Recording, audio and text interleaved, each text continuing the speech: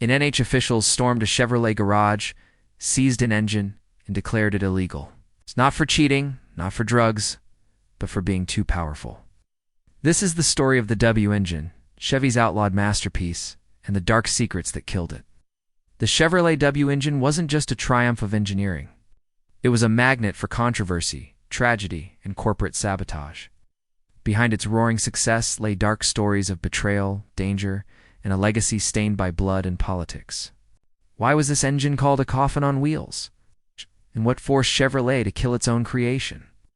Here's the untold darkness behind the inborn from the horsepower wars. This L-fight was created at a time when Chevrolet was obsessed with winning, and this engine was nothing but innovation ahead of its time. Led by Ed Cole, Chevrolet's chief engineer, later GM president, who pioneered the W block with a radical valve angle built at GM's Flint plant in Michigan, the same facility that birthed the Corvair and later the small block V. Interviews with retired Chevy mechanics revealed it was notoriously hard to tune. The dual quads beautiful when they worked, but a nightmare if the sync was off. Why was this engine called the W? The answer lies in its unique design, a wide-angle valve setup that made it stand out from the crowd. This powerful engine was Chevrolet's bold answer to the muscle car craze, engineered to pack a punch on both the street and the track. With a radical W-shaped block, it breathed fire. But rivals cried foul. Was it too good? The V-Witch was featured in their full-size Impala lineup. But why take such a big risk with a massive, untested engine? Simple. Chevy wanted to give performance junkies a taste of raw, untamed power. And they did just that. Bida had made its mark on the muscle car scene. The base version of the engine already cranked out horsepower thanks to its single-Carter AFB carburetor. But Chevrolet didn't stop there. They quickly pushed the power to horsepower, proving they were all about going bigger and bolder. The L or kick in VEI's engine wasn't just about horsepower. It was all about dominating with a massive pound-foot of torque. They came in two versions. The base model, which delivered horsepower at RPM and pound-F of torque, and the more powerful, which cranked out horsepower and still kept that impressive LBT of torque, but Chevrolet wasn't done yet. They launched the a true monster that pushed power up to an astounding horsepower while maintaining that lb feet of torque. The Chevrolet W engine earned several colorful nicknames during its heyday, reflecting its reputation, design, and cultural impact. Here are the most notable ones. The Beast. Mechanics and racers coined this nickname due to the engine's raw, untamed power and its notorious difficulty to tune. The dual 4-barrel carburetors required precise synchronization, and its high compression ratios made it a handful for amateur builders. You didn't tame the beast, you just held on and prayed. The Impaler, earned by the powered Impala SS, which dominated drag strips and street races. The name played on the car's model Impala, and its ability to humiliate rivals like Fords and Pontiacs. Don Nicholson's NH Winter Nationals win cemented this nickname. W motor, derived from its unique W-shaped combustion chamber, not wide. A design quirk of Ed Cole's engineering team. Enthusiasts in factory literature often use this technical shorthand. The W confused many. It actually referenced the valve angle layout, not the block shape. The Beach Boys bomb, immortalized by the Beach Boys hit, which glorified the engine's power. The song turned thee into a pop culture icon, even though the band later admitted they preferred Fords. The song's engine revving sounds were recorded using a powered Impala, owned by Brian Wilson's cousin, WidowMaker. A darker nickname used by NH officials and critics who claimed the engine's power-to-weight ratio in lightweight cars like the Biscayne made it unstable at high speeds. The ban amplified this reputation. Chevy fans argued this was Ford Pontiac propaganda to justify the NHS restrictions. The Canadian Ghost. After GM discontinued the in the US, Canadian Pontiacs like the Parisian and Grand Parisian kept it alive under names like Superflame enthusiasts in the US, smuggled these cars across the border, dubbing them ghosts of Chevy's band legacy. The Secret Son. The Rares variant, aboard and stroked, was nicknamed the Chevy that never was, due to its limited production and GM's efforts to downplay its existence after the racing ban. Each moniker tells a story. The Beast, raw power and mechanical rebellion, Widowmaker, corporate sabotage and rivalry, Beach Boys bomb, cultural immortality versus corporate abandonment? The S nicknames reveal why it's still debated today. Was it a hero or a hazard? Let us know in the comments.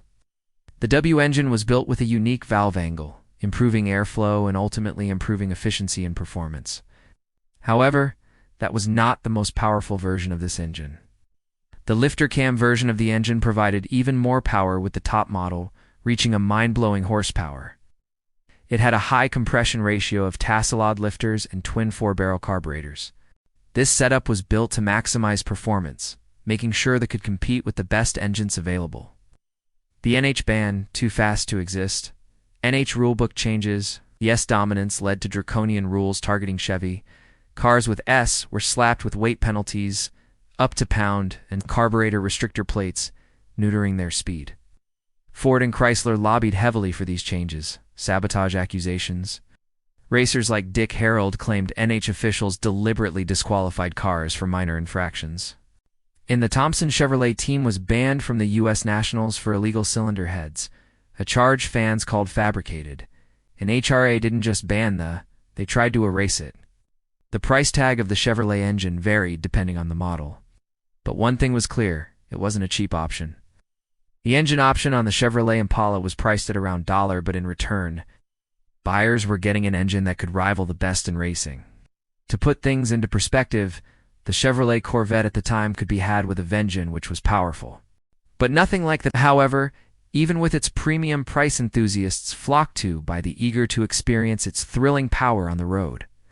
Even though this was a very superior engine, it had some very fierce competition from companies like Ford and Pontiac. Ford offered the engine, which had a similar displacement. It wasn't as high performance as the AC was good, but couldn't match the S top-end power. And Pontiac's engine was formidable and could hold its ground. But Chevrolets often outperformed it in drag races and high-speed runs. In Don Nicholson's Impala shredded the strip, clocking second quarters. NH took notes, and so did GM's lawyers. GM's racing band pulled the plug. No factory support, no upgrades. It was left to die. But not before one last hurrah. Meet the Chevy's secret cubic inch weapon, unofficially pushing horsepower. It was a drag strip assassin. Too bad NASCAR banned it on sight. The W engine had a clear advantage in terms of straight-line speed and the ability to win races, especially when you look at the power-to-weight ratio in cars like the Chevrolet Impala. But here's the burning question. Why did its competitors so fear this engine that it was ultimately banned? Was it simply too powerful? Or were there other reasons at play? As we know, not all good things last forever, and the Chevrolet wasn't immune to the forces working behind the scenes. The engine's sheer power made it extremely successful on the racetrack, but it also made it dangerous. The engine was banned primarily due to its incredible performance and the fact that it posed a challenge to the automobile industry standards at the time. The National Hot Rod Association and other racing associations saw the as too powerful, and it started to be viewed as unfair, making it more difficult for other manufacturers to compete on a level playing field. But what made it so dominant wasn't just the performance on the streets. It was its ability to adapt in a variety of conditions, including drag racing, where it regularly beat competitors. One of the most famous cars equipped with the Chevrolet was the Chevrolet Impala SS. This car, with its high-output engine, became synonymous with muscle car culture. The Impala SS became a favorite of racers and enthusiasts who sought to conquer the streets with the unbeatable combination of power and style. Another famous car was the Chevrolet Biscayne, which also offered the engine. While the Biscayne was a more family-oriented car, the engine transformed it into a powerhouse on the streets. The WidowMaker reputation, S-torque made it a handful for inexperienced drivers. The Los Angeles street race ended in a disaster when a powered Biscayne flipped at MPH, killing 2 teens. Newspapers dubbed it the WidowMaker, and Chevy dealerships faced lawsuits. An amateur racer, Jim Clark, lost control of his Impala during a qualifying run, crashing into a crowd. The incident fueled calls for the engine's ban. Chevy quietly pulled ads after the crashes, but the nickname stuck. By the Chevrolet engine mostly carried over from the previous year with no major changes. However, a big shift happened when the horsepower version was discontinued towards the end of that production year, marking the start of the engine's decline. Chevy offered just the horse-and-horse variants of the N by mid-year. The Woos completely phased out, replaced by the new V. This transition marked the dawn of a new era in muscle car power, with the slowly being seen as outdated compared to the newer, more advanced engines. Over its year run from two more than Chevrolet V,